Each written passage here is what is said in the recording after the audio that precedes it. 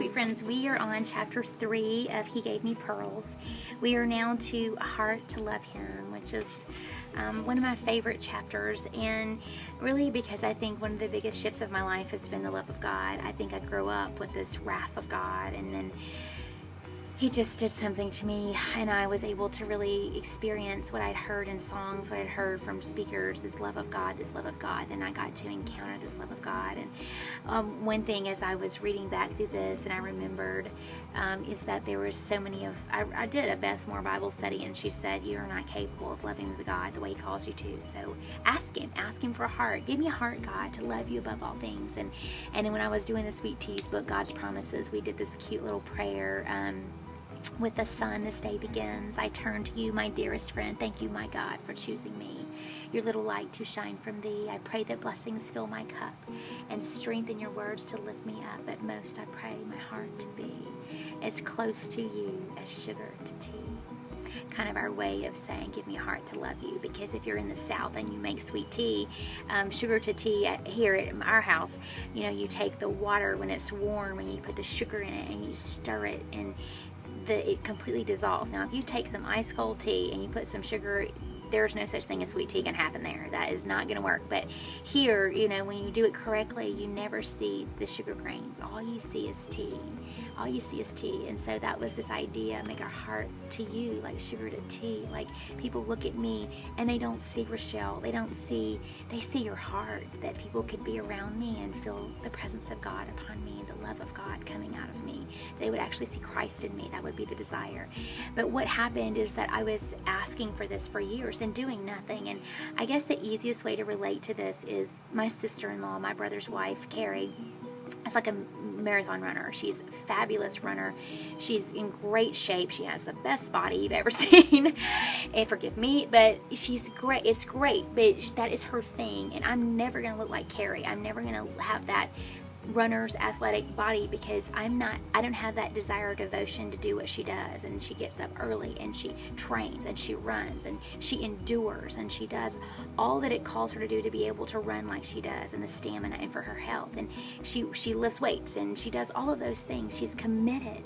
But just as she is committed, as I became to being transformed, that same way. It wasn't like, I'm going to get up and do a 5-minute devotion. You know, no, you don't get like me doing a 5-minute devotion. And if you think that you are, you just give up now, because it's not going to happen.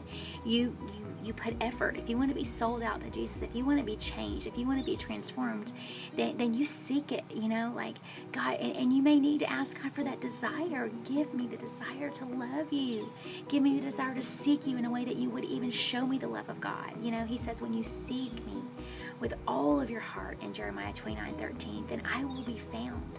That's not halfway seeking. That's all heart seeking. You know, when you seek me, and I would be up early and I would be reading the Word and I would be worshiping, and I changed the music in my car to praise music, so that at all times I was pouring in the Word. I was seeking to be in the presence, and I just like she trained, I was like training. It was like a spiritual fitness. Like, I wanted to be at a certain place and I would do anything to get there, and I did, you know. So it matters, your desire of your heart. It's the greatest joy. It was worth everything. I mean, and now I don't have to remind myself those days that I would get up and just be intent and seeking. And this whole blog started because I was challenging or daring women to go 21 days. When you just seek it, like you're preparing for a mini marathon, you know, you just seek it and you give it all for 21 days and see what happens. And what happened was women encountered God, and once you encounter Him, you want more. And so they began to continue their journey. And that was the whole idea, is that we put effort, not just say, give it to me, you know, but put that effort in so that we become what we desire to be, you know, a spiritual fitness, just like my sister-in-law is a physical fitness. And so it is the greatest gift, but it is there for those who truly seek to love Him. The other thing that I saw when I was reading through this, and I speak about this a lot now, is the blessings and inheritance that goes to those who love Him. Because I could write a book on the things that have happened in my life, the blessings, the crazy blessings, and people say, how does this happen to you? Like, why do all these crazy things happen to you? We've gotten Justin Bieber tickets for free last minute when my daughter was just dying to see Justin Bieber, almost next to the stage. I mean, crazy tickets. The name of the concert's Believe, which was my word for the year, so it was so God. People calling, come rent my house, a check showing up and we need a large sum of money for books, and there it is, just a gift, like perfect amounts. Like, crazy things happen in my life, and I can go back and say, because I love him and he makes promises. I bless those that love me. I show mercy on those that love me. I encamp my angel around those that love me. I give a crown of life to those who love me. I reveal myself to those who love me. I love those who love me with a love that surpasses all knowledge.